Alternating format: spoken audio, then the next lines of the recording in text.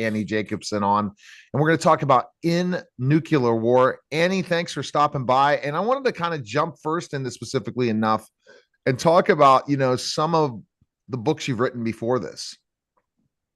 So I'm a national security reporter, an investigative journalist. I write about war and weapons, national security and secrets. Can't tell you how many sources in every one of my books, because I write about the CIA and the Pentagon, operations, all the different wars we fought, including from World War II forward. Imagine how many of them have said to me with kind of a swelling chest pride that what they did was to prevent nuclear World War III. Ah, And so this, sometimes this total war will make yeah, sure that nuclear war will not happen. Because absolutely. I remember growing up in the 80s. I'm 51, and all of we were worried about the Russians attacking us in a full nuclear attack. That's always what we talked about in specific ways during the whole Cold War. So I see. Absolutely. And we're the same age. And so we have that memory. And that inspired me to, become a reporter. And I've interviewed all these different individuals who fought in these different wars, always with this idea that they were preventing the spread of communism. Soviet Russia was the big bad, preventing nuclear World War III. And this book came out of that, of saying, well, what happened if it's not prevented? This big idea that sits behind nuclear war is this psychological phenomenon and the Defense Department's policy called deterrence. It's a synonym for prevention. And it promises that nuclear war will not happen. And the question is, but what if it does? And we'll get to that in a second. Because we have a little bit more time, and that's pretty cool that you jumped on early. And I'm my live audience this morning as I wake up early. Not usually I'm up at 7. I'm a little late, and I know you're in California. Well, let's kind of talk about specifically enough. I think that when we look at trying to prevent this, when you look at war, there's a lot of reasons for war.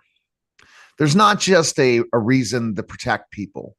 There's always a financial reason or other backdoor reason there's war, right?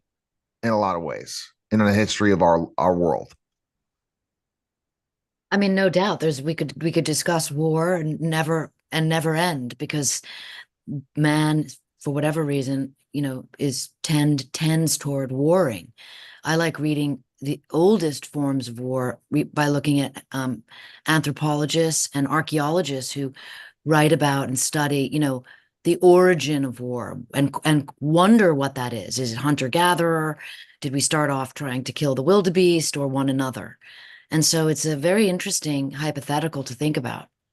Oh, absolutely. Okay. So what if there is a nuclear war? That scares me. Because I think that's the biggest thing is if Russia and the United States went after in China and we all just started war games is the first thing that comes up every time I think of a full nuclear war is war games. And imagine that. What do you do if it's total annihilation, right? There's nothing left after this, right? If we start sending nuclear bombs left and right, back and forth from the major places. There's a moment for every journalist, I think, when you're writing a book where you realize, oh my God, that's the central quote, right? And for me, it was this. It came from the former Stratcom commander, General Keeler. And for those who might not be familiar with Stratcom, the US has 11 combatant commands. You've heard of SOCOM and, Northcom. Okay, Stratcom is in charge of the nuclear weapons. So in the event of a counter launch, the president talks to the Stratcom commander. There's no one in between them. And the Stratcom commander told me when we were discussing a nuclear exchange between Russia and the United States, he said, Annie, the world could end in the next few hours. Right. Do you remember War Games and Barry Corbin, who's on my show? Can you believe he was on my show a couple of months ago? Was ready to order to the president to say to go ahead and do the whole onslaught attack. That gave a good depiction. When you agree, War Games in a way of what could happen if an attack from Russia came from everywhere. There's other movies as well in the 80s that did that. Absolutely. War games and also the day after. And not much has changed. The arsenals have gotten a little bit smaller since those days, but there are more nuclear armed nations now than there were when you and I were watching those shows as high schoolers in the 80s. And so the threat has only ratcheted up, which is why I believe so many of these high ranking officials went on the record with me to, sort of alert the public that this existential threat, not only has it not gone away, but there are very serious arguments of why we're at an even more perilous moment than we were in the 1980s. And education, by the way, is key. People being aware of all of this is key because nuclear threats are really, really, really dangerous. Totally, because you pretty much think about the dirty bombs in the in Desert Storm and how bad they were, and those were just dirty bombs, not nuclear bombs. And imagine like it just hits. Let's just say it wasn't a full onslaught attack. Somebody decided to hit California, right? And what would affect the rest of the United States from that attack just in California, right? Well, let's also clarify because whatever bombs you're talking about in Iraq, they were never nuclear. So there has never been a No, nuclear. dirty bombs. No, not nuclear. They were like um during Desert Storm, they were more, what would you say? Well, Like they're bombs, kinetic bombs or kinetic bombs, nuclear uh, bombs. So, just only to say that because it is a line and it is a line that must never be crossed because as I demonstrate in the book, once a nuclear weapon is used, and I'm not talking about a dirty bomb, which would be a terrorist getting their hands on a device that's essentially a radiological device, kind of you need a triggering mechanism to be able to detonate a nuclear weapon. And as far as the CIA knows, and as far as I know, so far, terrorists have never gotten a hold of a triggering device. They may have gotten hold of some nuclear materials, but a triggering device is what allows a weapon to explode. oh, okay. Mhm. But not to be corrective, just because, these things are so critical. As I write in the nuclear war scenario, my new book, the strategic weapons that are involved, those are intercontinental ballistic missiles. So they're ballistic missiles that go from one continent to the next in essentially 30 minutes. And so once an ICBM is launched, it cannot be redirected or recalled. And so, as you remember from war games, once it begins, there is a system in place that I delineate from my sources that also cannot be undone. And things escalate very quickly, which is why when General Keeler said the world could end in the next couple of hours, he was being very, very serious. Oh, jeez. Okay, so you say we're closer to this than ever from your research and what you write this book. So, I mean, here's the problem. And let me quote the United Nations Secretary General Antonio Guterres, since coming from him, this is pretty powerful. He said recently, we are one miscalculation, one misunderstanding away from nuclear annihilation. Oh. Those are his words. Mm. And he described us, living at the razor's edge and that this is madness. And I think the point of my book is to actually demonstrate in appalling detail. Appalling detail. I mean, I describe what happens to a human being in a nuclear blast.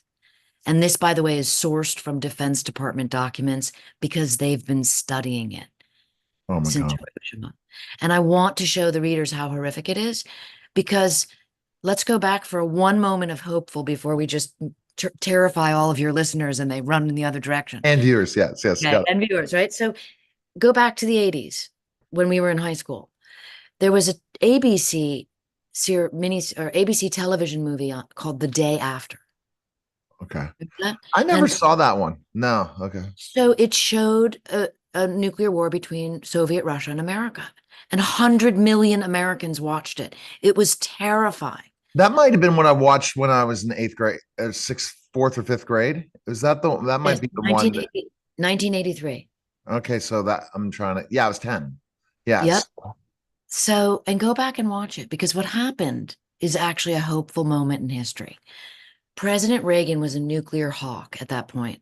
He believed that more nuclear weapons made us safer. His axis of evil speech had just happened. He watched The Day After against the wishes of his White House chief of staff, by the way. He watched the day after and he wrote in his White House journal he became greatly depressed. And as a result, he reached out to the so-called enemy, Russia, and started perceiving them as an adversary, as an opponent. And as a result, reaching out to Gorbachev. Reagan and Gorbachev had the summit, and they reduced the arsenals, the nuclear arsenals, from, are you ready for this? 70,000 nuclear weapons. 70,000 was the all-time high in 1986. And now we have 12,500. So think about that as progress. Yes. How much money is made by creating a nuclear weapon? Who makes the money? Manufacturers? Yeah. I mean, it's an extraordinary system of systems that trillions of dollars have been spent. Not only are there nuclear weapons, we have a nuclear triad. We have ICBMs. We have 400 ICBMs in the silos in the ground. We have 14 nuclear-armed, nuclear-powered submarines, each with 20 missile tubes for sub-launched ballistic missiles, each with MIRV warheads. Each submarine could destroy a nation. Okay, then we have 66 nuclear bombers. And that's the concern that you look at with our national security today, whoever's political side you're on, because there are people that just want full, hopefully, because of social media, because it's not like the days of, if we go in history, where they really did, certain civilizations said, oh, yeah, we're going to just take over all of it and become the world power in history, that they know that maybe they're looking at wealth versus total annihilation because they know they'll be annihilated as well. Hopefully, most of the world leaders understand. They don't look at, okay, if I launch an attack, I'm going to die too. There's no safety unless they come up with an underground city they create, or this happens in 20 years and everyone goes to space, which is science fiction completely. But yes, having colonization on the moon and colonization on Mars at one point in time. This could happen in 40 years, a total annihilation, and people leave. I don't know. I'm just giving you some certain scenarios that could potentially happen in history someday.